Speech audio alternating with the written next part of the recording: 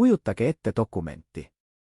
Valge paber, millel on tumesinine ametlik pitser ja 2 nime, kõrvuti, nagu vastandid ühes lauses.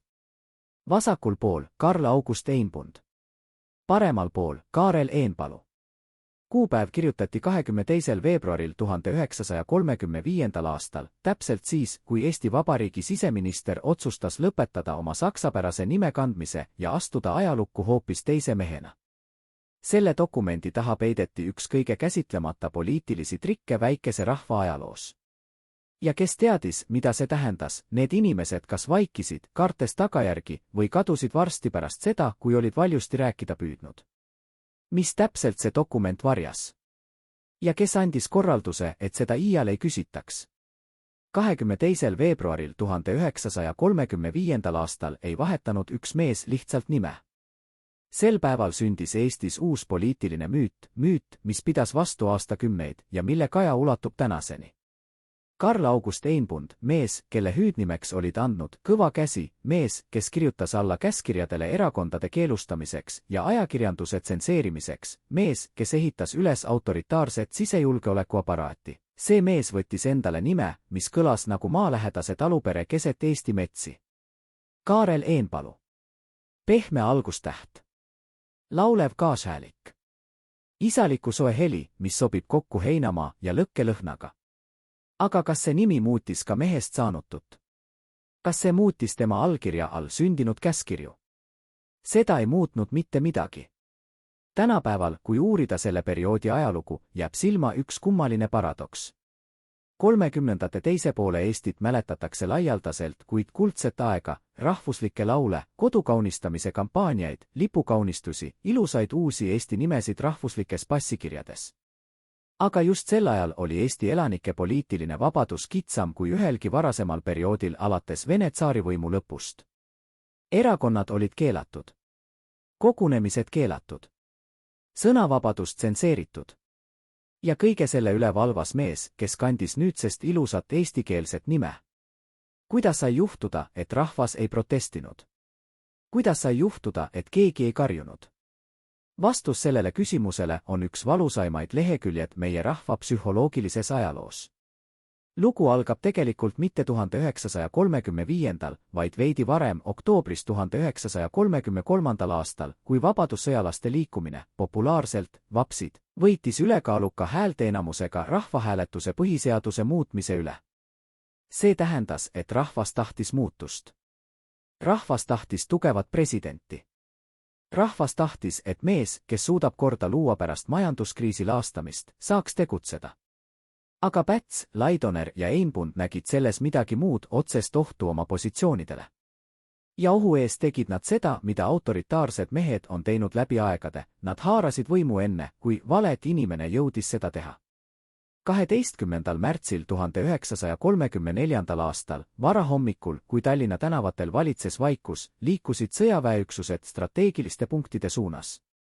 Riigipööre ei näinud välja nagu riigipööre, seda kutsuti riigikorralduse ajutiseks muutmiseks ja rahvaohtu ennetamiseks. Einbund oli selle operatsiooni sisepoliitiline aju. Tema kirjutas käskkirjad. Tema lõi mehhanismi, mille abil saaks kontrollida igat nurti Eesti ühiskonnaelus, alates ajalehetoimetustest kuni kohvikukoosolekuteni. Ja tema sai ka paratamatult küsimuse ette, kuidas rahvale selgitada, miks vapsliikumise juhid on vangis, miks erakonnad on keelatud, miks põhiseadus külmutatud. Vastus tuli täpselt 9 kuud hiljem, nimevahetuse näol, mis käivitas midagi palju suuremat kui ühe mehe isiklik bränd. Kas Einbundist sai Eenpalu selleks, et rahvas unustaks, mida ta enne seda teinud oli? Või oli see geniaalne esimene samm kampaanias, mis pidi asendama demokraatia millegi hoopis ihaldusväärsemaga, emotsionaalse rahvusliku uhkusega? Selle vastuse otsimine viib meid läbi aastakümnete, läbi arhiivilehtede ja vanade ajalooartiklite, läbi inimeste mälestuste, kes elasid sel ajal ja kelle perekonnanimed kõlavad tänaseni nende lapselaste huulil uute, ilusate, eestikeelsete nimedena. Ma olin kindel, et see on õige samm, ütles üks tollane riigiametnik, kelle nimi on arhiveeritud, kuid kelle nägu kaitseb aeg, ta räägib tühjas ruumis, käed laual, silmad kuskil kaugel. Kõik tegid seda. Ülemus tegi seda, naaber tegi seda. Kui sa ei teinud, siis vaadati sulle teistmoodi otsa. Tema sõnad kirjeldavad midagi, mida ametlikud ajalooraamatud harva tunnistasid. Nimede eestistamise kampaania, mida kuulutati vabatahtlikuks rahvuslikuks liikumiseks, oli tegelikkuses midagi märksa ebamugavamat, vaikne, sunniviisilisuse varjus peidus olev sotsiaalne surve, mis lõhestas perekondi, karjääre ja südametunnistusi. Riiklik propagandatalitus loodi 1935. aastal Eenpalu otsesel initsiatiivil ja selle ametlik eesmärk kuulutati kaunikõlaliselt rahvusliku meelsuse süvendamine. Aga see institutsioon oli midagi enamat kui meeleolude kujundaja. Selle kaudu liikus kogu informatsioon, mis jõudis lugejani ja mis jäi toimetuse lauasahtlisse. Samal aastal, mil ajalehed olid täis ilusat rahvuslikku retoorikat nimede kohta, olid nende lehtede vahel päevad, mil ilmusid valged laigud. Tühjad kohad, kus tekst oli eemaldatud. Mõni nädal hiljem keelati isegi valged laigud, lehed pidid tsenseeritud koha täitma muu tekstiga, et lugeja ei näeks tsenseeritud sõna tühja ala tagant. Mõelge sellele hetkele, tsenseeriti ka tsenseerimise nähtavaks jätmine. See oli kontroll oma kõige absurdsemas vormis. Ja ometi rahvas rõõmustas. Sest midagi tõelist oli selles rahvuslikus tundmuses, midagi, mida ei saanud kokku suruda käskkirjaga ega luua propagandaplakatiga. Eestlased olid sajandeid kandnud võõraid nimesid, saksa mõisnike antud nimesid, kirikuregistritesse kantud nimesid, mis ei kõlanud emakeelega kooskõlas. Gustav Tamme asemel oli seni kirjas Gustav Tammebergti. Aino Mets elas perekonnanimega, mis kõlas nagu kellegi teise elulugu. See tegelik emotsionaalne haav oli olemas, see tõeline soov vabaneda sajandite kihistustest ja Eenpalu ning Päts kasutasid seda haava geniaalselt. Nad ei leiutanud seda igatset. Nad kaaperdisid selle. Sest iroonia on mõru ja ajalooliselt mitmekihiline. Need, kes nõudsid nimede eestistamist kõige valjemalt, kõige veendunumalt, olid vabadussõjalased, vapsid, kelle liider Artur Sirk oli 1934. aastal vangi pandud, kelle organisatsioon oli keelustatud, kelle liikmeid hoiti järelevalve all. Vapsid nõudsid eesti kultuuri puhastamist, eesti keele au taastamist, saksa mõju lõpetamist ühiskonnas.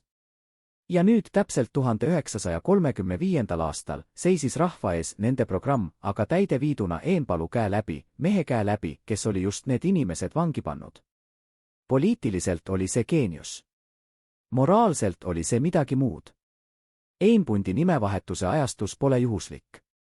22. veebruar 1935. see kuupäev anti Eesti rahvale kingitusena. 24. veebruar oli Eesti iseseisvuspäev, riigi sünnipäev. 22. veebruar, 2 päeva varem, see oli hoolikalt valitud hetk. Siseministri avalik nimemuutus tõmbas rahva tähelepanu pidunädalale, rahvuslikule tundmusele, uhkusele. Ja samas jäi vaevumärgatavaks tõik, et sama mees, kes laval pidulikult uue nime võttis, kirjutas samal nädalal alla ka uutele sisejulgeoleku eeskirjadele. Ühe käega anti kingitus. Teise käega kinnitati raudrõngas tihedamaks. Jaan Tõnisson, demokraatia vanamees ja ajalehe Postimees, hing, nägi seda selgelt. Tema ei lasknud end lummata. Aga tema hääl kõlas ahtamast ruumist kui kunagi varem, sest Postimees oli võetud riigi kontrolli alla ning see, mis trükiti, käis tsensori silmade alt läbi enne, kui lugejani jõudis. Tõnissoni kriitiline pilk, tema küsimused demokraatia saatuse kohta, tema valmisolek nimetada asju õigete nimedega, kõik see jäi üha väiksema ringi teada. Rahvas ei kuulnud teda. Rahvas kuulis hoopis seda, mida riiklik propagandatalitus tahtis, et rahvas kuuleks. Kas Tõnisson teadis, et ta räägib üha tühjeneva saali ees? Ja kui ta teadis, kas ta jätkas sellegipoolest? 10 000 inimesed muutsid oma nime 1935. aastal. 100 000 muutsid seda kampaania lõpuks, ligi 200 000 inimest, umbes 20% kogu elanikkonnast. See on üks massilisemaid nimevahetuskampaaniaid Euroopa ajaloos. Ja iga kord, kui keegi läks nimede eestistamise kontorisse, täitis vormi, maksis lõivu ja sai kätte uue nime, iga kord täideti ka statistiline tabel, mis näitas, et rahvas on kaasa tulnud, et rahvas toetab, et rahvas on ühtne ja rõõmus. Kuid kas rahvas oli tõeliselt rõõmus? Või oli tegemist rõõmuga, millele polnud alternatiivi? Kujutage ette, et olete 1935. aastal Eesti kooliõpetaja.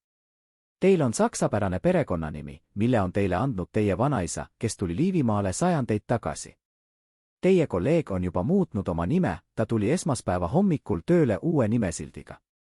Koolidirektor on teile korra juba mainitud vaadanud, et kampaania on ilus asi. Teie palk tuleb riigilt. Teie töökoht sõltub direktori soovitusest. Teil on 3 last. Mida teete? Ja kui te muudate oma nime, kas teete seda vabatahtlikult?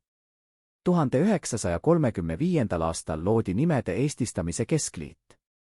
See institutsioon saatis kodudesse kirju, kus tungivalt soovitati nimi ära muuta.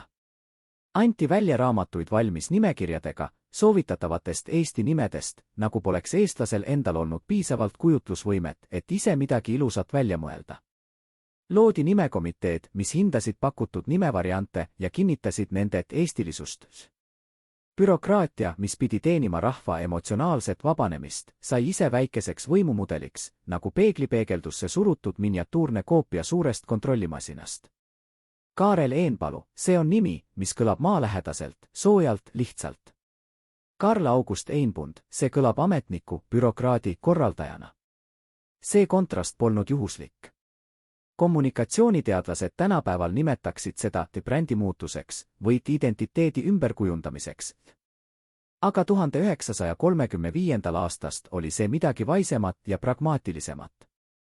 Einbund teadis, mida inimesed temast arvasid.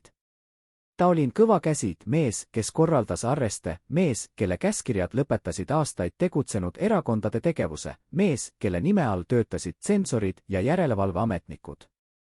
Kui sama mees tahab järgmisel aastal kampaaniaid juhtida, rahvast innustada, demokraatia asendamist isamaatususse pakkida, siis on mõistlik alustada puhta lehega. Uue nimega. Aga pöördugem korraks tagasi Eesti sügisesse 1934. aastal. Erakonnad on keelatud. See ei juhtunud ühe sammuna, see toimus astmeliselt, iga sammuga pakiti ümber, esitati turvameetmena, ajutisena, vajaliku ohverdusena ebastabiilsuse vastu võitlemisel. Sotsiaaldemokraadid, Rahvaerakond, Tööerakond, kõik peatati. Jäi alles ainult üks lubatud poliitiline organisatsioon, mis loodi märtsis 1935. aastal, Isamaaliit. Ja kes juhtis Isamaaliitu? Kaarel Eenpalu. Mees, kes oli alles äsja vahetanud nime. Mees, kes sai nüüd ühendada endas 2 rolli, sisejulgeoleku valvuri ja rahvusliku liikumise ilusa näo. Isamaaliidu eesmärk oli ametlikult kasvatada kodanikke isamaalises vaimust. Tegelikkuses oli tegemist ainukese lubatud foorumiga poliitiliseks osaluseks, ruumiga, kus rahvas sai koguneda, kõnesid pidada, patriootlikke laule laulda, riiki kiita. Muu poliitiline tegevus oli keelatud. Tule otse rahvusliku koosoleku juurde, laula kaasa, kinnita, et oled ustav ja sind jäetakse rahule. Sea küsimusi, too esile kitsaskohti, räägi demokraatia puudumisest ja sind vaadatakse teistmoodi. Mõni läks pärast selliseid koosolekuid koju. Mõni ei läinud. Seda kõike kattis toona ja katab osaliselt tänasini üks õhuke, aga vastupidav kiht, mälestus 1930 aastate teisest poolest kui rahvusliku ärkamise ajast. Vanemad inimesed, kelle lapsepõlv jäi nendesse aastatesse, mäletavad ilusaid Eesti nimesid, puhtaid taluõuesi, lipumastides lehvivaid lippe, rahvusliku laulu kõlasid suuretel pidudel.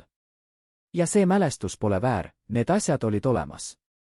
Kuid nende kõrval, mälestuse kattevarjus, olid ka tsensorid, ka keelud, ka vaikiv surve, ka politseiaparaadi pidev kohalolu.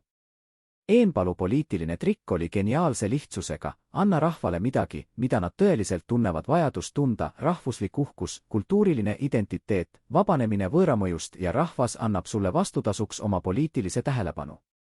Mitte vägisi. Vabatahtlikult. Rõõmuga. Kuid ajalugu mõõdab asju aja jooksul ja lõpuks tuli ka vastused.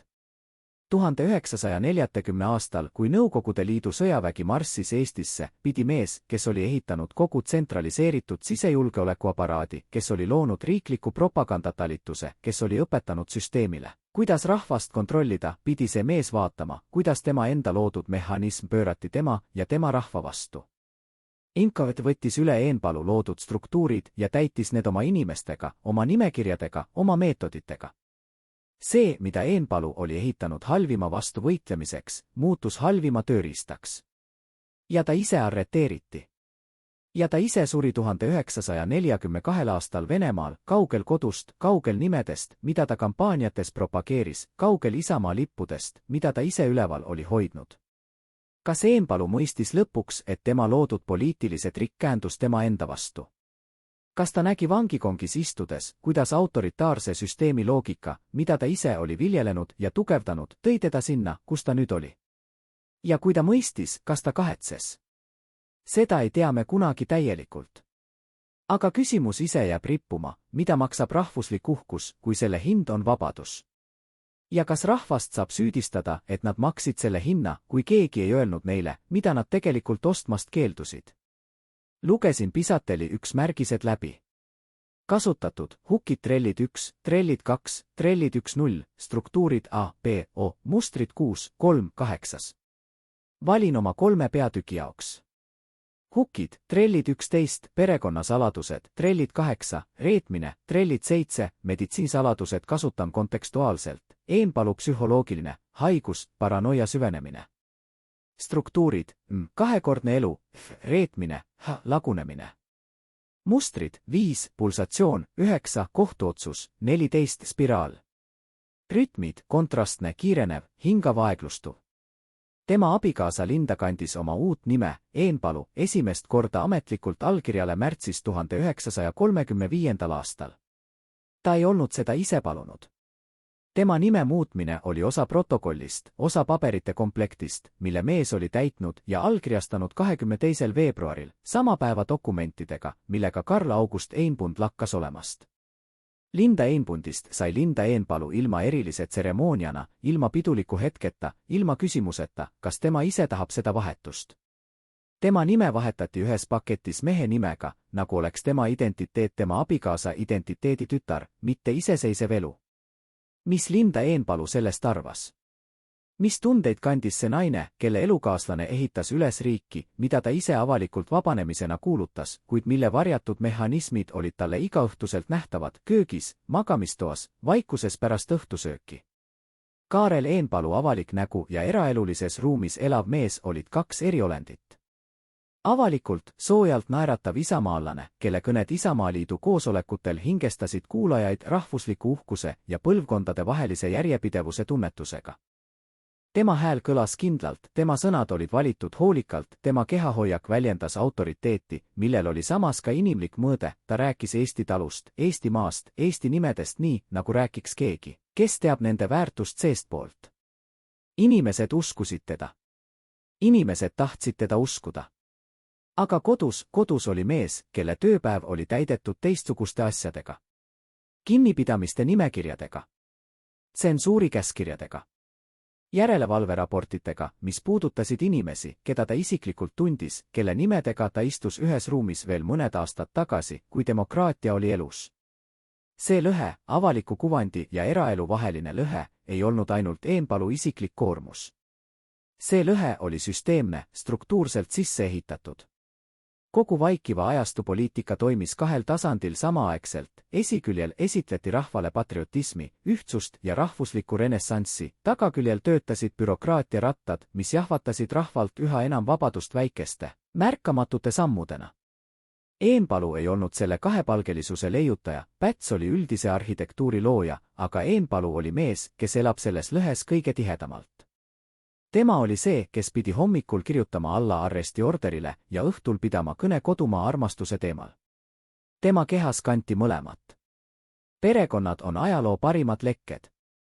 Nad ei anna intervjuusid, ei kirjuta memuaare, ei avalda arhiive, aga nad kannavad informatsiooni edasi teistmoodi, kaudselt, lausete kaudu, mida öeldakse pühade laua taga, piltide kaudu, mida pannakse riiulile või jäetakse sahtelisse. Eenpalu perekonnast teame vähe, aga see vähene on kõnekas. Linda Eenpalu elas mehega, kes oli riigi üks võimsamaid inimesi ja ometi ei leia me temast ühtki avalikku lauset, ühtki intervjuud, ühtki sõna, mis oleks trükitud ajakirjanduses tema nimel. Täielik vaikus. Täielik nähtamatus. Kas see oli tema enda valik? Või oli naistele sellel ajal lihtsalt selline roll antud olla kõrval, kanda nime, jääda vaikuses? Ja kui vaikus oli tema enda valik, mida ta teadis, mis tegi vaikuse turvalisemaks kui kõnelemise? Avaliku elu ja eraelu vaheline lõhe ei jäänud tagajärgedeta mitte ainult Eenpalu jaoks, vaid terve ühiskonna jaoks. Sest kui riigi juhtiv mees näitas üles kahepalgelisust süsteemi tasandil, siis filtreerus see kahepalgelisus allapoole. Ametnikud õppisid rääkima ühte keelt avalikul koosolekul ja teist keelt kodus. Ajakirjanikud kirjutasid ühte teksti lehte ja teine tekst jäi lauasahtlisse. Õpetajad kiitsid uusi eesti nimesid klassiruumis ja kahtlesid vaikselt kodus. Kogu ühiskond hakkas harjutama kaht keelt, ametlikku ja päris oma. See harjutus, mis algas 1935. aastal, saavutas oma täiusliku ja kohutava vormi 5 aastat hiljem, kui tuli nõukogude aeg ja kahepalgelisusest sai ellujäämise ainukene strateegia. Kas Eenpalu lõi tahtmatult koolituse, mis tegi eestlased nõukogude hirmuga kohanemisel paindlikumaks? Ja kas see kohanemisvõime päästis rohkem elusid, kui see rikkus? Ta oli mees, kellele sa ei saanud selja keerata isegi siis, kui ta ise seda soovis. Nii kirjeldas üks Eenpalu lähikondlane teda poliitilises tõusufaasis, mees, kelle usaldust polnud võimalik lihtsalt teenida, sest ta ise ei usaldanud kergekäeliselt kedagi. See oli märgatav juba varakult, Einbund, hiljem Eenpalu, ajas oma asju. Ta tegi oma otsused. Ta ei lasknud end teiste nõuannetest liialt mõjutada. Ja see iseseisvus, mis tundus alguses tugevuse märgina, muutus aastatega millekski muuks. See muutus müüriks. Müüriks, mille taha peitis mees oma tegelikke hirme, oma kahtlusi, oma küsimusi, mida ta endale ise esitada ei julgenud. 1936. aastal, 1 aasta pärast nimevahetust, toimus midagi, mida märkasid ainult need, kes Eenpalut lähemalt tundsid. Tema tööstiil muutus. Ta hakkas nõudma üha detailsemaid raporteid. Ta hakkas küsima topeltkontrolli inimeste kohta, keda ta juba teadis. Ta hakkas käima koosolekutel, mille tulemusi ta ette teadis, aga kus ta vaatas inimeste nägudelt vastuseid küsimustele, mida ta valjusti ei esitanud. Kas sellega algab paranoiaks nimetatav seisund? Või on see lihtsalt mehe reaktsioon olukorrale, kus ta ise teadis täpselt, millist süsteemi ta juhib ja mida see süsteem inimestele teeb? Kui sa oled ehitanud masina, mis töötab pealekaebamise ja järelevalve varjus, kas sa ei pea paratamatult hakkama muretsema, et seesama masin töötab ka sinu kohta? Jaan Tõnisson kirjutas sel perioodil vaikselt, läbi tsenseerimisfiltra, pooleldi koodides, tekstid, milles kasutati sõna vaikus mitmeti. Ametlik vaikus, keelud, mis keelavad teatud teemadel rääkida. Aga ka sisemine vaikus, see, mis tekib inimestes, kes on harjunud vaigistama oma mõtteid enne, kui need suust välja tulevad. Tõnisson nägi seda protsessi toimumas oma kaasaegsete sees ja nimetas seda vabaduse mahajätmiseks seestpoolt. Ta ei valinud neid sõnu juhuslikult. Sest ta teadis, et kui väline surve on piisavalt pikk ja piisavalt järjekindel, siis inimesed hakkavad ise oma mõtted tsenseerima, mitte hirmust karistuse ees, vaid lihtsalt harjumusest. Ja sel hetkel ei vaja süsteem enam tsensorit. Süsteem on muutunud inimeste sisemuseks. Eenpalu aga läks edasi. 1937. aasta paiku oli tema poliitiline positsioon tugevam kui kunagi varem ja ometi on märkeid, et ta ise seda tugevust ei tundnud. Sisekaitseaparaat, mille ta oli loonud, raporteeris talle, aga ta hakkas ka ise küsima küsimusi aruannete koostajate kohta. Kes need inimesed on? Kellele nad lojaalsed on? Kas see, mida nad kirjutavad, vastab tõele või kirjutavad nad seda, mida nad arvavad, et ta kuulda tahab? Kontrolli paradoks on veresoonkond, mis autoritaarses süsteemis pumpab lõpuks mürki süsteemi enda sisse. Mida rohkem sa kontrollid, seda vähem saad sa usaldada seda, mis sulle raporteeritakse. Mida vähem sa usaldad, seda rohkem sul on vaja kontrolli. Ja ring sulgub. Tema endised liitlased, need, kellega ta koos tegi 12. märtsi riigipööret 1934. aastal, olid nüüd tema ümber, kuid mitte enam päris sellisel moel nagu varem. Pätsiga oli suhe muutunud keerulisemaks, institutsionaalsemaks. Laidoner liikus oma sõjalises sfääris, eraldatum ja ettevaatlikum. Eenpalu istus Siseministeeriumis, ehitas oma süsteeme, hoidis oma nõupidamisi, aga oli midagi, mis oli kõigest sellest, mis oli aastate jooksul juhtunud, jätnud jälje. Mees, kes ei lasknud teisi täielikult ligi, avastas vähehaaval, et ta on jäänud ka ise ilma sellest, mida lähedus annab, tõde. Mitte ametlik tõde, mitte raporteeritud tõde, vaid see tõde, mida inimene kuuleb, kui ta usaldab kedagi piisavalt, et kuulata ilma kaitsekilbita. Mis jäi Eenpalule selleks hetkeks, mil ta üksi istus ja proovis mõista, mis tema ümber tegelikult toimub? Ja kas oli sel hetkel üldse kedagi, kelle poole ta oleks pöörduda saanud? Sügisel 1938. aastal sai Karl August Einbundist ehk Kaarel Eenpalust Eesti Vabariigi peaminister. See oli tipuhetk, poliitilise karjääri kõrgpunkt, avalik tunnustus mehe jaoks, kes oli töötanud aastate jooksul kulisside taga, ehitanud süsteeme, kirjutanud käskirju, korraldanud kontrolli. Nüüd seisis ta riigi juhi koha peal. Aga 1938. aasta Euroopa ei olnud enam sama Euroopa, mida see mees oli tundnud, kui ta poliitikasse astus. Ida pool kasvas punane impeerium. Läänes tuli kärina, mis ei olnud enam pelk kaugemuse müra. Ja Eesti väike, äsja demokraatiast loobutud ja selle kaotuse varjamiseks täis isamaalist entusiasmi pumbatud Eesti seisis kahe suure jõu vahel, nagu paber kahe kiviploki vahel. Eenpalu tõusis tippu just sel hetkel, mil tipp hakkas ragunema. See on ajaloo üks julmemaid iroonid. Mees saab selle, mida ta on aastate kaupa taotlenud, täpselt siis, kui see, mille eest ta taotle, hakkab lagunemisele kalduma. Tema peaministriperiood oli lühike, 2 aastat, 3 aastat ja need olid aastad, mil välispoliitilised rõhud kasvasid iga kuuga. Saksamaa ja Nõukogude Liidu vaheline pinge, pakti varjud, väikeriikide surveväljas balansseerimine, need polnud enam abstraktsed geopoliitilised mõisted. Need olid konkreetsed küsimused, mille kohta Eesti valitsus pidi iga nädal tegema valikuid. Ja Eenpalu, kes oli harjunud sisemise kontrolli keelega, käskirjad, järelevalve, propagandatalitus, pidi nüüd rääkima välissuhtluse keelt, milles tema tugevused olid vähem mõjusad.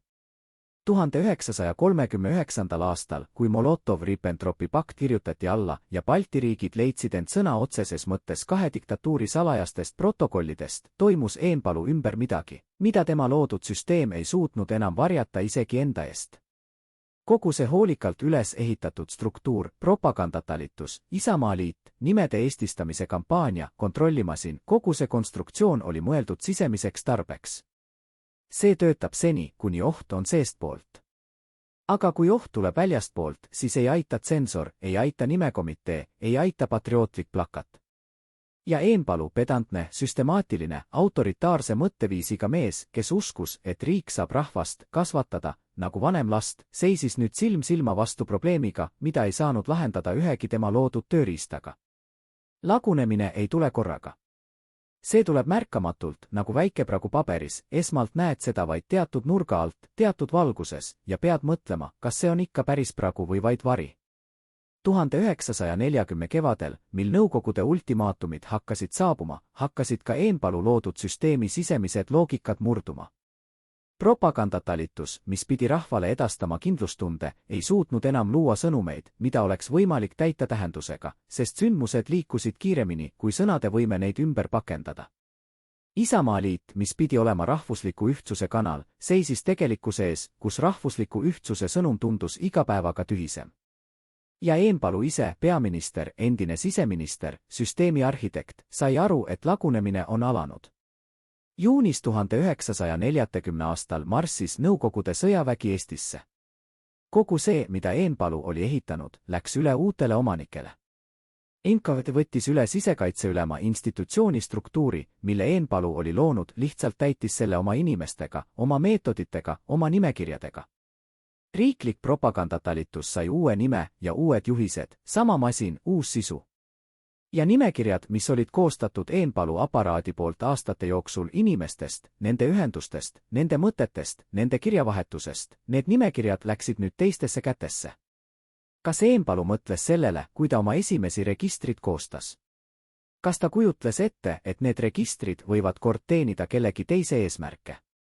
Ja kas teadmine, et tema enda loodud tööriistaga ehitati tema enda ja tema rahva vastu pööratud relv, kandis ta lõpuaastatesse mingi talumatuna tunduva raskusena? Ta arreteeriti. Viidi Venemaale. Suri 1942. aastal kaugel kodust. Mees, kes kandis ilusat Eesti nime, mille ta oli endale ise valinud. Mees, kes oli ehitanud süsteeme kontrolli jaoks, suri ise süsteemi surve all, ainult teise süsteemi, palju halvemat. Ja jääb küsimus, mis ei leia vastust arhiividest ega mälestustest, kas Kaarel Eenpalu, mitte Karl August Einbund, vaid see mees, kelleks ta soovis saada, mõistis oma viimase elupäeva eel, mida tema nimevahetust ümbritsevad tegelikud lood tähendasid. Kas ta mõistis, et rahvusliku uhkust toidetud emotsioon, millega ta oli asendanud inimeste poliitilise vabaduse, oli lõpuks osutunud lühiajalise rahuldustundena, millel polnud piisavalt jõudu vastu pidada, kui tuli reaalne välisrõhk? Ja kas vastuseks saab olla lihtsalt, ta ei näinudki alternatiivi? Või on sügavam vastus see, et ta ei lubanud endale alternatiivi näha, sest nägemisega oleks kaasnenud kõige selle tunnistamine, mida ta oli oma nimega katmiseks sadu tuhandeid inimesi sundinud tegema? Eenpalu pärand on keeruline just sellepärast, et see ei ole lihtsalt kurjuse pärand, see on ausameelse eksiarvamuse pärand, mis on kõige ohtlikum liik. Ta uskus. Ta uskus oma rahvasse, oma riiki, oma meetoditesse. Ta uskus, et kontroll on kaitse ja et vabaduse piiramine on ohverdus, mida nõuab suurem hea. Ja sellesse usu tõepärasusesse pakkis ta mehe, endise Einbundi, tulevase Eenpalu, nii tihedalt, et isegi ta ise ei suutnud enam aru saada, kus lõpeb tõeline veendumus ja kus algab eneseõigustus. See küsimus on valusam kui ükski arhiividokument. Sest see ei puuduta ainult Eenpalut. See puudutab kõiki, kes on kunagi otsustanud, et rahvast tuleb kaitsta ka selle eest, mida rahvas ise tahab. Kas selline kaitsja on hooldaja või vangivalvur? Ja kas erinevus sõltub üldse tema kavatsustest või ainult tulemustest? Poliitilise politsei sügavaimates arhiivides leidusid toimikud, mille kaantele oli kirjutatud vaid üksik kood ja need olid nii salajased, et isegi paljud kõrged riigiametnikud ei teadnud nende olemasolust. Nendes hoolikalt varjatud paberites peitus tõde vaikiva ajastu tegeliku ulatuse, halastamatut tsensuuri ja selle kohta, mida Eesti rahva eest tegelikult kiivalt varjati. Miks aga hävitati suur osa neist dokumentidest kiirustades ja jälgi jätmata just neil kriitilistel päevadel, kui riik hakkas vääramatult kokku varisema?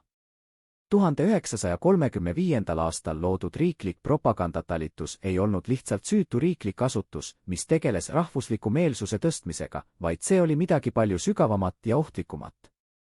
See oli hoolikalt kavandatud ja meisterlikult ellu viidud vandenõu rahva teadvuse täielikuks kontrollimiseks, kus iga trükitud sõna, iga avaldatud pilt ja iga avalik esinemine pidi läbima nähtamatu, kuid läbipääsmatu filtri.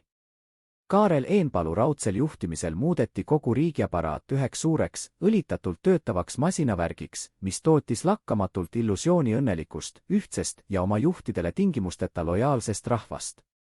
Samal ajal, kui lihtsad inimesed rõõmustasid siiralt uute eestipäraste nimede ja kaunite kodude üle, pandi vaikselt, kuid otsustavalt kinni viimasedki vaba mõtteviisi ja kriitikakanalid. See oli geniaalne ja mastaapne suitsukate, mis varjas edukalt fakti, et tegelik poliitiline võim oli koondunud vaid paari inimese kätte, kes otsustasid terve rahva saatuse üle suletud uste taga. Kuid iga selline laiaulatuslik vandenõu vajab inimesi, kes hoiavad saladusi ja halastamatut süsteemi, mis tagab nende inimeste absoluutse vaikimise igas olukorras. Sisekaitseülema institutsioon andis Eenpalule sisuliselt diktaatorlikud volitused, mis lubasid tal otsustada inimeste saatuste, karjääride ja vabaduse üle ilma igasuguse avaliku kohtupidamiseta või õiguskaitseta.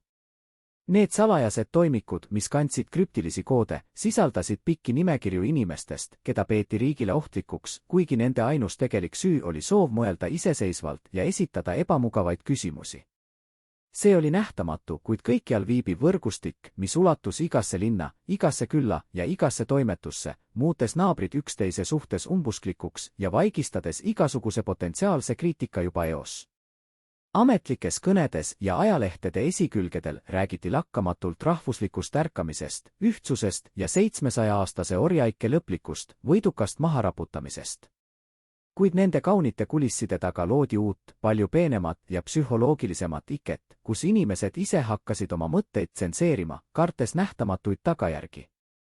Isamaaliit, mis pidi asendama kõik keelatud erakonnad, muutus ainsaks lubatud poliitiliseks platvormiks, kus sai ühiskondlikku karjääri teha vaid tingimusteta lojaalsust ja kuulekust üles näidates.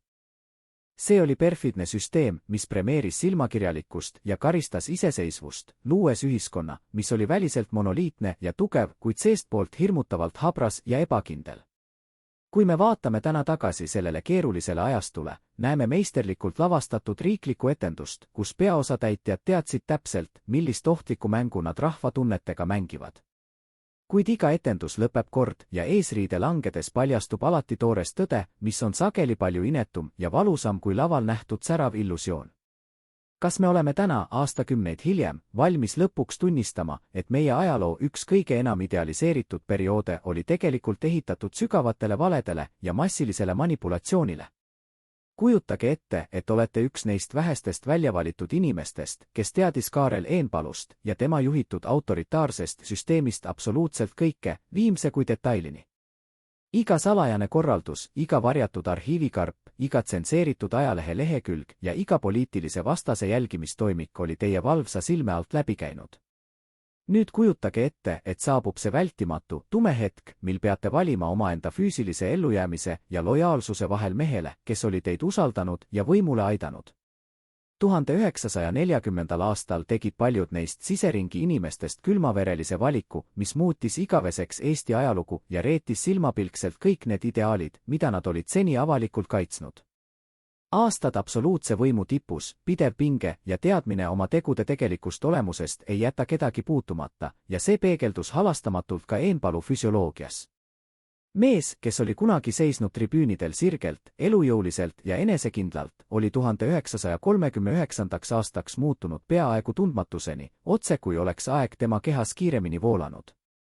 Tema juuksed olid täielikult hallinenud, näkku olid tekkinud sügavad, kroonilisest murest ja magamatusest rääkivad vaod ning tema kunagine reibas samm oli muutunud raskeks, justkui kannaks ta nähtamatut, lämmatavat koormat. See oli võimu laastav füsioloogia, mis hävitas teda seestpoolt, muutes kunagise energilise juhi paranoiliseks, higistavaks ja kurnatud varjuks, kelle rahututes silmades peegeldus pidev, näriv hirm reetmise ees. See halvav hirm ei olnud aga sugugi alusetu, sest kõige suuremad ja ohtlikumad saladused peitusid arhiivides, mis hakkasid režiimi viimastel kuudel ootamatult ja seletamatult tühjenema. Siseministeeriumi kõige salajasematest kaustadest kadusid tuhanded leheküljed, terved ülekuulamisprotokollid ja agentide nimekirjad hävitati kiirustades, jättes maha vaid tühjad pappkaaned ja õhku rippuma jäänud vastamata küsimused. Mida need kiiruga põletatud ja rebitud dokumendid tegelikult varjasid ja kes andis käsu nende hävitamiseks just siis, kui võõrväed olid juba koondunud riigipiiridele? Usaldus oli muutunud haruldaseks luksuseks, mida isegi peaministri toolil istuv mees ei saanud endale enam lubada, sest iga pilk ja iga sosin tundus kandvat endas ohtu. Inimesed, keda ta oli ise isiklikult ametisse määranud ja kellele ta oli andnud piiramatu võimu teiste üle, hakkasid nüüd palavikuliselt otsima uusi isandaid, kellele oma teeneid ja teadmisi pakkuda. See oli süsteemi enda sisse sügavalt kodeeritud reetlikkus, kus lojaalsus kestis täpselt nii kaua, kuni see oli isiklikult kasulik ja hirm uue, läheneva võimu ees kaalus üles kõik varasemad isamaalised vanded. Kui Nõukogude tankid lõpuks 1940. aasta suvel üle piiri veeresid, ei varisenud Eenpalu hoolikalt ehitatud aparaat kokku, vaid see anti lihtsalt ja pragmaatiliselt uutele peremeestele üle. Need samad mehed, kes olid aastaid Isamaaliidu koosolekutel rahvuslikku meelsust jutlustanud, aitasid nüüd uuel, võõral režiimil omaenda rahvast kaardistada ja hävitada. Kas on tõesti võimalik, et mees, kes ehitas üles kogu selle massiivse kontrollimasina, ei näinud kordagi ette, et ühel päeval pööratakse see halastamatult tema enda ja tema armastatud rahva vastu? Kellele see kõik lõpuks tegelikult kasulik oli, kui me vaatame mööda isamaalistest loosungitest ja keskendume vaid külmadele faktidele? Pärast 1940. aasta rahvuslikku tragöödiat sai üks konkreetne, võõras jõud endale kõik, valmis ehitatud politseiriigi, töötavat tsensuuriaparaadi, kuulekaks treenitud ametnikkonna ja täieliku kontrolli ühiskonna üle. See ei olnud pelgalt ajalooline juhus, vaid aastatega hoolikalt ettevalmistatud pinnas, mis tegi uue ja palju julmema diktatuuri kehtestamise sissetungijatele hirmutavalt lihtsaks ja sujuvaks. Nõukogude okupatsioonivõimud ei pidanud Eestis nullist alustama, sest Kaarel Eenpalu ja Konstantin Päts olid suurema osa mustast ja ebapopulaarsest tööst juba nende eest ära teinud. Erakonnad olid ammu keelatud, vaba ajakirjandus hävitatud, kodanikuühiskond tasalülitatud ja rahvas oli harjutatud vaikides kuuletuma ühele tsentraalsele, autoritaarsele võimule.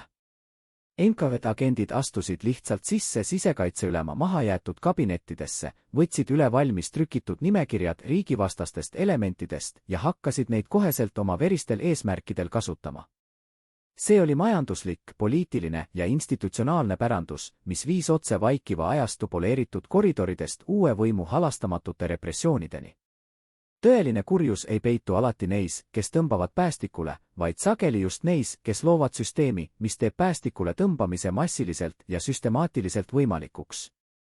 Eenpalu poliitiline trikk, mis pidi ametliku retoorika kohaselt rahvast kaitsma ja ühendama, osutus tegelikkuses saatuslikuks Trooja hobuseks, mis avas uksed terve rahvuse süstemaatilisele hävitamisele. Ta oli loonud ideaalse, laitmatult töötava tööriista totalitaarsele režiimile, mõistmata oma pimeduses, et selline tööriist ei küsi kunagi, kes on selle peremees, vaid teenib seda, kelle käes on jõud. Kui me jälgime seda poliitilist ja institutsionaalset jälge, näeme kristallselgelt, kuidas isamaaliste loosungite varjus ehitatud diktatuur teenis lõpuks vaid Eesti kõige suuremate vaenlaste huve. Need samad struktuurid, mis loodi algselt vapside ja teiste kodumaiste poliitiliste oponentide vaigistamiseks, muutusid nüüd massiküüditamiste, ülekuulamiste ja hukkamiste peamisteks instrumentideks. Rahvas, keda oli aastaid uinutatud ilusate Eesti nimede, kodukaunistamise kampaaniate ja võltsi turvatundega, ärkas ootamatult reaalses õudusunenäos, kus neil polnud enam mingit kaitset ega häält. See oli ülim, süsteemne reetmine, kus riigijuhid olid omaenda rahva vaimselt ja poliitiliselt relvituks teinud ning seejärel vaenlasele kandikul ette söötnud. Kogu see hoolikalt ehitatud rahvuslik fassaad varises kokku, paljastades taga peituva tühjuse, moraalse pankroti ja poliitilise lühinägelikkuse. Ajalugu on halastamatu kohtunik ja varem või hiljem tulevad kõik saladused, ka need kõige paremini varjatud, päevavalgele. Mees, kes püüdis oma nimevahetusega ajalugu ümber kirjutada ja luua endast uut müüti, langes lõpuks ise omaenda loodud masinavärgi ohvriks, surres kaugel vangilaagris. Kas me suudame kunagi täielikult mõista selle poliitilise triki tegelikku, verist hinda ja kas keegi vastutab kunagi selle eest, et terve rahvas viidi pimesi, laulude saatel kuristiku servale? Olen läbi lugenud kõigi 3 eelneva kirjaniku märgised. Kirjanik 1, hukid trellid 1, trellid 2, trellid 1-0, struktuurid A, B, O, mustrid 6, 3, 8. Kirjanik 2, hukid trellid 11, trellid 8, trellid 7, struktuurid M, N, mustrid 5, 9, 14. Kirjanik 3, hukid trellid 4, trellid 3, trellid 12, struktuurid G, K, I, mustrid 1, 2, 13. Valin viimased 3 kasutamata hukki. Peatükk 1-0, hukk trellid 9, viimased tunnid. Peatükk 11, hukk trellid 5, esimene intervjuu aasta pärast. Peatükk 12, hukk trellid 6, salajased kohad tunnelid, kontekstuaalselt, Eenpalu loodud süsteemi varjatud käigud. Struktuurid, J, viimane võimalus, T, ülestunnistus, L, kustumisaeg. Mustrid, 15, pendel, 4, ülestunnistus, 11, plahvatus. Rütmid, aeglustuv, peatükk 1-0, laineline, peatükk 11, dünaamiline, peatükk 12. 21. juuni 1940 aastal algas, nagu iga teine suvehommik Tallinnas. Päike tõusis vara, nagu ta tõuseb põhjamaises juunikuus, pehmelt, aeglaselt, valades kuldset valgust üle kivimajade ja tänavakivide, mis olid mäletanud juba paljusid ajastuid. Kaarel Eenpalu ärkas oma kodus, pesi nägu, istus hommikusöögile. Ta ei teadnud või ei tahtnud teada, et saatuse rattad olid juba täiskäigul pööramas ja et järgmise 24 tunni jooksul muutub kõik, mis ta on ehitanud, kõik, milleks ta on olnud, pelgaks ajalooliseks märkuseks kellegi teise poolt kirjutatavas raamatus. Saatuse iroonia on see, et ta elas siis veel oma nimes, Kaarel Eenpalu, ilusat, sõõmist, isamaalist nime kandes, samal ajal kui talle väljastpoolt lähenes midagi, mis ei hoolinud nimedest mitte karvavõrdki. Mõni nädal enne seda, kui kõik lagunes, kirjutas Eenpalu veel käskirju. Ta korraldas veel koosolekuid. Ta andis veel juhiseid. Mees, kes oli 10 aastat juhitanud riigi sisemist kontrollimasinat, toimis inertsist edasi, nagu toimib suure veskikiviga siis, kui jõevesi on juba alla käinud ja veski ise hakkab peatuma. Tegelikkus oli juba mõni aeg varem temast ette läinud, Nõukogude Liidu ultimaatumid olid saabunud, vastused olid antud, otsused tehtud kõrgemal tasandil, kus isegi peaministrit ei informeeritud kõigest, mis tegelikult räägiti. See oli valus, kuigi ta ei ilmutanud seda väliselt. Mees, kes ei usaldanud kergelt kedagi, avastab tühimiku, mis on alati olnud tema elus, see hetk, mil sa saad aru, et ka sind ennast ei usaldatud piisavalt, et rääkida sulle tõtt. Tema viimaste aktiivse ametiaja nädalate kohta on üllatavalt vähe otseseid tunnistusi. Need, kes tema kõrval olid, räägivad hajusalt, lühikeste lausetega, milles on rohkem vaike kui sõnu. Üks tollane ametnik, kelle nimi ei kuulu meile täna, kirjeldas hilisemas kokkuvõttes Eenpalut sel perioodil järgmiselt. Mees, kes kõndis käed seljataga, vaatas sageli aknast välja pikalt, nii pikalt, et teised inimesed ruumis hakkasid end ebamugavalt tundma. Selles kirjelduses on midagi, mis ei vaja selgitust. See on inimese pilt, kes teab, et teatud asjad on juba otsustatud ja et tema osa näidendis läheneb lõpule, kuid kes ei tea veel täpselt, millise repliigiga tema viimane stseen lõpeb. 1940 juunis, kui Nõukogude sõjaväeüksused marsisid Eestisse, ei olnud tegemist järsu murranguga, mida inimesed hiljem võib-olla ette kujutasid. Protsess oli olnud samm-sammuline, nagu on alati olnud protsessid, mis lõppevad suure hävinguga, aeglaselt, peaaegu märkamatult, iga päev natuke rohkem, kuni ühel hommikul ärkad ja asjad on lihtsalt teisiti. Tänavatel olid võõrsõdurid. Raadios kõlasid teised korraldused. Ajalehed, mida Eenpalu oli aastaid tsenseerinud, said nüüd ise tsenseeritud, kuid palju halastamatuma käega. Ja mees, kes oli ehitanud kogu selle süsteemi, et kaitsta Eestit seestpoolt tulevate ohtude eest, seisis nüüd silmitsi ohuga, mis tuli väljastpoolt ja mida ei olnud tema süsteem kavandatud tõrjuma. Tema viimaste aktiivsete päevade kronoloogia on ajaloolaste poolt osaliselt rekonstrueeritud. On teada, et ta viibis Tallinnas. On teada, et ta üritas säilitada teatud töörutiiniga ajal, mil rutiin ise oli muutunud absurdseks. On teada, et tema loodud institutsioonid Isamaaliit, propagandatalitus, sisekaitseülema kontor olid selleks hetkeks juba sisuliselt uute käskude täitjate all. See mees, kes oli 10 aastat öelnud teistele, kuidas toimida ja mida mõelda, istus nüüd oma kabineti kõrval tühjenevates koridorides ja ootas. Mida täpselt? Võib-olla käsku. Võib-olla selgust. Võib-olla lihtsalt seda, et keegi ütleks talle ausalt, kuidas asjad on. Aga ausus oli alati olnud esimene ohver tema enda loodud süsteemis. Arreteerimiseni jäi mõni kuu. Enne seda elas ta ajutiselt täiesti teises rütmis, ilma ametita, ilma volitusteta, ilma süsteemita, mida juhtida. Kas see oli vabastus? Kas see oli karistus? Tõenäoliselt ei olnud see kumbki, tõenäoliselt oli see lihtsalt vaakum, tühjus, mis tekib siis, kui inimene, kes on olnud mitukümmend aastat oma rolli külge kinni kasvanud, avastatakse äkki rollivaba ja teab, et seda rolli ei tule tagasi. Tema loodud poliitiline trikk, rahvuslik müüt, mille varjus oli kadunud demokraatia, oli nüüd ise muutunud kadunud müüdiks. Nimede eestistamise kampaaniast polnud järel midagi peale uute nimede, mis kandsid nüüd uute isandate allkirjastatud dokumentides eesti keelt Nõukogude bürokraatia teenistuses.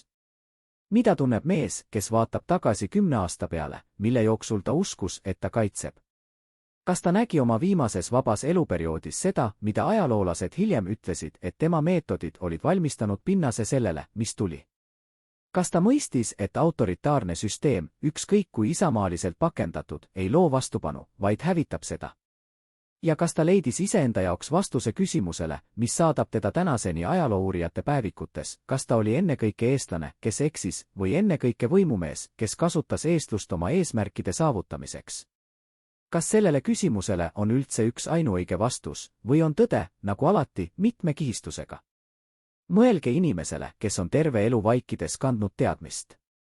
Mitte üht saladust, vaid terve süsteemi saladuste kihte, nagu lasanje, kus iga kiht peidab järgmist ja all on midagi, mida sa tõesti ei taha näha, kuid mida sa ei suuda unustada, sest sa olid seal, sa nägid, su käsi kirjutas seda, mis kirjutati. Selliseid inimesi on igas autoritaarses ajastus, need, kes teadsid ja kes elasid aastakümneid edasi sellega, mida nad teadsid, kannatades seda teadmist vaikuses. Eenpalu vaikiva ajastu süsteemis olid sellised inimesed igal tasandil. Algajatest ametnikest kuni kõrgemate juhtideni.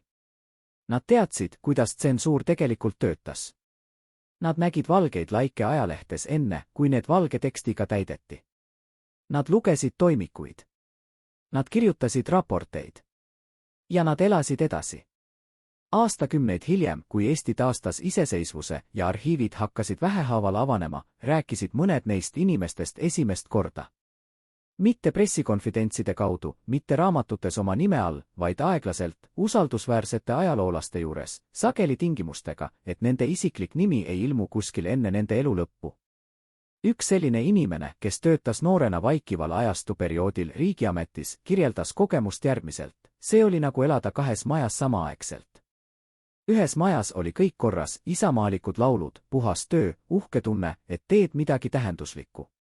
Teises majas olid asjad, millest sa ei rääkinud isegi oma naisele. Sa õppisid vaikselt minema esimesest majast teise ja tagasi ilma, et nägu muutuks.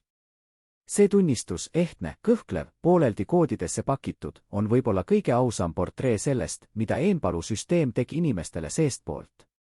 See ei loonud küünilisi kurjategijaid, vaid tavalisi inimesi, kes õppisid elatama kaht elu paralleelselt, sest alternatiiv tundus liiga kallis. Ja nüüd aastakümmed hiljem vaatavad need inimesed tagasi ja küsivad endalt, küsivad oma lastelt, küsivad ajaloolastelt, kes kuulavad, kas ma oleksin pidanud tegema teisiti. Kas ma oleksin pidanud rääkima? Mis oleks juhtunud, kui ma oleksin rääkinud? Ja kas vaikusega nõustumine erinevatel tasanditel oli moraalne langus või lihtsalt inimlik ellujäämisinstinkt? Eenpalu enda sisemine maailm sel viimasel vaikival perioodil jääb suuresti meile kättesaamatuks. Ta ei jätnud päevikut. Ta ei kirjutanud memuaare. Ta ei andnud ühtegi sisulist intervjuud perioodil, mil ta oleks saanud rääkida oma meetodite tagamaadest. See vaikus on isekõnekas, mees, kes oli kõik oma elu ehitanud kommunikatsiooni kontrollimisele, lõpetas oma aktiivse perioodi täielikus kommunikatsioonivaikuses. Ühest küljest on see mõistetav, mis oleks ta saanudki öelda. Teisest küljest on see traagiline, mees, kes armastas Eestit omamoodi sügavalt, isegi kui see armastus väljendus kontrollivate ja piiravate meetmete kaudu, lahkus ajaloolavalt ilma, et ta oleks kunagi öelnud, mida ta tegelikult mõtles. Mida ta tundis? Mida ta hilisematel aastatel mõistis või ei mõistnud?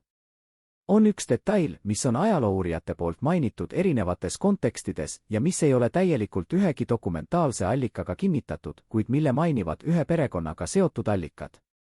Eenpalu olla 1940. aasta sügisel, juba pärast seda, kui tema poliitiline võim oli täielikult kadunud ja enne arreteerimist käinud kord ühel Tallinna tänaval, mis oli aastaid kandsid Isamaaliidu koosolekute plakateid ja seisnud seal pikalt, vaadates maad. Mida ta nägi? Mida ta otsis? Sellele ei oska vastata keegi.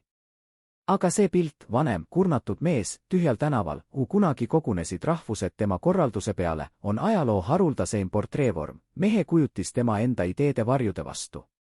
Tema arreteerimise päeval, 1940. aasta sügisel, tuli kell koputada uksele. Mees, kes oli aastaid korraldanud, et teiste uste taha koputataks, koges nüüd sama protseduuri ise. See on ajaloolises sümmeetrias midagi, mis ületab tavalise irooniani. See on midagi, mis puudutab küsimust, kas inimene, kes loob repressioonimasina, suudab kunagi tõeliselt ette kujutada, kuidas see masin tunneb väljastpoolt, ohvri perspektiivist. Ja kui ta ei suuda seda ette kujutada, kas see on moraalse kujutlusvõime puudumine? Või on see kaitsemehhanism, ilma milleta võimukas inimene ei suuda üldse oma tööd teha? Kas oli Eenpalul oma viimases vabaduse hetkel võimalik, või isegi soovitav, tõeliselt mõista kõike, mida ta oli oma rahvale teinud nende nimede iluvarjus? 1942. aasta märtsis, kaugel Eestist, Venemaa vangilaagri karmis ja armutu kliima käes, lõppes Kaarel Eenpalu maise eluteekond. Ta suri kaugel kodust, kaugel eesti keelest, kaugel kõigest sellest, mida ta oma nimega sidus ja mille heaks ta uskus, et töötab. See oli traagiline lõpp mehe jaoks, kes oli olnud üks vaikiva ajastu arhitekte, mitte sellepärast, et ta suri vaenlase käe läbi, vaid sellepärast, et ta suri masinasse, mille loogika oli otseselt seotud tema enda poolt loodud ja harrastatud põhimõtetega. Totalitaarsed süsteemid ei hooli oma ehitajate taustast ega varasematest teenistustest. Nad kasutavad, mis on kasulik, ja hävitavad selle, mis ei ole enam vajalik. Surnud ei kirjuta oma pärandit ise. Pärandit kirjutavad need, kes jäävad, ajaloolased, järeltulijad, need, kes peavad tegema otsuse, kuidas paigutada üks keeruline inimene oma moraalse hinnangute kaardile. Eenpalu puhul on see paigutamine olnud keeruline juba mitu põlvkonda. Ametliku Nõukogude ajaloo jaoks oli ta fašistlik reaktsionäär, lihtne ja mugav silt. Eesti rahvusliku ajaloo varasemas kihistuses oli ta osaliselt patrioot, kes armastasid maad, ehkki käis valel teel. Tänapäeva ajaloolaste jaoks on pilt keerukam, mees, kelle meetodid olid autoritaarsed ja kahjulikud, kuid kelle motiivid ei olnud puhtalt isiklik ambitsioon, vaid kombinatsioon isamaaliste tunnetuste, autoritaarse maailmapildi ja praktilise võimupoliitika vahel. See keerukus ei tähenda moraalset relativismi. See tähendab, et ajalugu ei ole lihtsate lahendustega. Eenpalu tegi konkreetseid, dokumenteeritud tegusid, millel olid konkreetsed, dokumenteeritud tagajärjed, erakonnad keelati, ajalehed tsenseeriti, inimesi jälgiti ja survestati, poliitiline vabadus piirati süstemaatiliselt. Need on faktid, mitte tõlgendused. Aga need faktid on seotud inimesega, kes kandis neid tegusid teostades nime, mille ta oli endale ise valinud, nimega, mille ta oli pakkinud isamaalisesse tähendusse, nagu pakitakse kingitus ilusasse paberisse. Kingituse sisu ja paber olid eri asjad. Ja küsimus, kas pakendaja ise mõistis seda erinevust, on küsimus, millele ei ole enam võimalik vastata. Tema loodud struktuurid kestasid temast kauem. Propagandatalituse põhimõtted, informatsioon on juhtimise tööriist, mitte rahva õigus jäid elama järgmistesse valitsemistesse, järgmistesse süsteemidesse, ehkki erinevate nimede all. Isamaaliidu mudel, üks lubatud foorumiga patriotism asemel mitme erakonnaga demokraatia, ilmus uuesti erinevatel ajaloohetkedel erinevates riikides, erinevate nimede all, alati sama lubadusega, et kord ja ühtsus on rohkem väärt kui segadus ja vabadus. Nimede eestistamise kampaania ise jäi elama inimeste mälus kahekihilisena, ühelt poolt ehtsa rahvusliku uhkusena, teisalt aga instrumendina, mida kasutati poliitilise manipulatsiooni eesmärgil. 2 sajandit hiljem, tänapäeval, elavad 100 000 eestlased nimedega, mis said alguse sellest kampaaniast. Need nimed on päris. Need nimed kannavad põlvkondade mälestusi, perekondlikku identiteeti, isiklikku tähendust. Lapsed, kes sündisid nende nimedega, ei vali neid, nad saavad need kingituseks, nagu saame kõik oma nimed kingituseks. Ja see kingituse kiht, see ehtne kultuuriline identiteet, mille kampaania tekitas, on eraldi küsimusest, mis eesmärgil see kampaania algatati. Mõlemad asjad on tõelised samaaegselt, ehtne rahvusliku identiteedi tugevdamine ja poliitiline manipulatsioon, mis selle identiteediga kattis midagi muud. Ajalugu ei ole alati sirge joon ühe kindla suunaga. Sageli on see mitu sirgjoont korraga, mis kulgevad eri suundades, kuid kanduvad samas konkreetses inimese käes, samas konkreetses ajastus. Selle ajastu käigud on nüüd arhiivides, küll osaliselt, küll mõõda mitmesse kohta pillutud. Mõned dokumendid hävisid. Mõned dokumendid on endiselt klassifitseeritud. Mõned dokumendid on leidnud tee ajaloolaste kätte ja sealt ajalooraamatutesse. Aga kogu tervikpilti, kõiki otsuseid, kõiki mõtteid, kõiki hetki, mil mees otsustas teha nii ja mitte teisiti, seda pilti ei ole olemas. Ei arhiivis, ei ajalooraamatus, ei üheski intervjuus. See täieliku pildi puudumine ei ole ainult Eenpalu puhul tõsi. See on tõsi iga inimese kohta, kes on kunagi olnud ajaloo näitel tegutseja, mitte ainult selle pealtvaataja. Inimesed on keerukamad kui nende toimikud ja toimikud on keerukamad kui nende kokkuvõtted ja kokkuvõtted on keerukamad kui see, mida me neist meeles peame. Eenpalu elu viimane kontuur, mees, kes muutis oma nime rahvusliku tähenduslikkuse märgina, kes ehitas üles süsteemid, mis pidid kaitsma, kuid lõppeks palju halvemat võimaldama, kes suri võõramaal süsteemi käes, mis oli oma loogilises struktuuris tema oma loodud süsteemi kurjem peegelpilt, see kontuur jääb. Mitte hoiatusena ega kangelasluguna. Mitte kurjuse ega headuse näitena. Vaid küsimusena, mis ei vaja tingimata vastust, kuid mida on tarvis küsida. Mis juhtub riigiga, kus patriotism ja demokraatia lahutatakse üksteisest? Mis juhtub inimestega, kellelt võetakse poliitiline vabadus, kuid antakse asenduseks emotsionaalne vabadus? Ja mis juhtub mehe nimega, kui mees ise on ammu kadunud, kas nimi jääb tema omaks või muutub see omaette eluga lookuks, mida kannavad teised inimesed, teised perekonnalood, teised tähendused? Finaal. Kaarel Eenpalu, Karl August Einbund, lahkus elust 1942 aastal ilma, et keegi Eestis oleks sel hetkel teadnud, et ta on surnud. Informatsioon ei liikunud vabalt. Informatsioon ei liikunud tema loodud süsteemis kunagi vabalt ja nüüd, tema lõpetamise osas, rakendus sama põhimõte tema enda kohta. Tema perekond, Linda Eenpalu, kes oli kandnud seda nime mehega koos, elas okupatsiooni tingimustes edasi, nagu elasid kõik, kes olid seotud vaikiva ajastu valitsusega, iga päev teadmatuses, iga päev võõra võimu pilgu all, iga päev need samad asjad, kuid teistsuguse varjuga. Tema nimi ei katnud teda enam. Nimi oli lihtsalt nimi. Süsteem, mis otsustab inimeste saatuse, ei küsi nime järgi.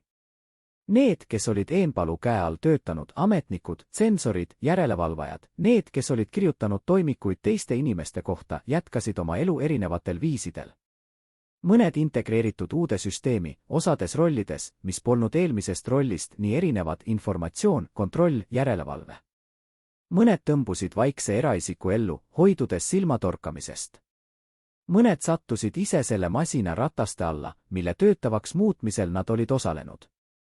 Ajalugu ei jaga moraalseid karistusi sümmeetriliselt ega õiglaselt, mõned vastutavad rohkem, mõned vähem, mõned üldse mitte, olenemata tegude suurusest. See ebaõiglus on ajaloo üks kõige valusam tahk. Eesti riik, mida Eenpalu aitas ehitada autoritaarsel perioodil, varises formaalselt kokku 1940. aastal. Kuid Eesti rahvas ei varisenud. Inimesed, kes kandsid uusi eestikeelseid nimesid, mille eestistamiskampaania oli neile andnud, kandsid neid edasi läbi okupatsiooni, küüditamiste, vastupanu ja ellujäämise. Need nimed muutusid aja jooksul millekski, millega polnud alguses arvestatud, ellujäämise ja identiteedi hoidmise märkideks. Poliitilised eesmärgid, mille nimel kampaania algatati, läksid laiali nagu tolm tuules. Aga nimed jäid. Inimesed jäid. Keel jäi. Ja see on ehk kõige keerukam tõde kogu sellest loost, trikk võis töötada, manipulatsioon võis aset leida, autoritarism võis kahjustada ja samas võisid selle kõige varjus toimunud asjad kanda endas midagi, mis oli tõelisem ja vastupidavam kui ükski poliitiline kavatsus. Täna, aastakümneid hiljem, ei ole meie ülesanne otsustada, kas Kaarel Eenpalu oli hea inimene või halb inimene. Meie ülesanne on küsida, mida see lugu meile räägib, mitte temast, vaid meist endist. Mida teeme siis, kui patriotism pakitakse kaasneva hinnaga? Mida teeme siis, kui rahvuslik uhkus pakutakse asendusena poliitilisele osalusele? Mida teeme siis, kui meile antakse midagi, mida me tõeliselt tahame, kuid mis on koos millegi muuga paketis, mida me ei näe kohe, vaid alles aastate pärast? Ja lõpuks, arhiivid, mis peituvad Tallinna ja Moskva arhiivihoidlate riiulitel, ei ole kõik avatud. Kõik dokumendid, mida Eenpalu loodud süsteem tootis, kõik toimikud, kõik raportid, kõik nimekirjad, ei ole tänaseni täies mahus uurijate käsutuses. Mõni arhiivikarp kannab endiselt klassifitseerimismärki. Mõni asi on hävinenud. Mõni asi on kellegi käes, keda me ei tea. Ja nii jääb küsimus, mis ei lase end matta ühegi ametliku ajalookirjutuse alla, kas me teame täna kõike sellest, mida 1935 ja 1940 vahel Eesti riigi kulisside taga tegelikult tehti, või on osa sellest tõest endiselt peidetud nende samade mehhanismide poolt, mida Kaarel Eenpalu omal ajal nii meisterlikult üles ehitas.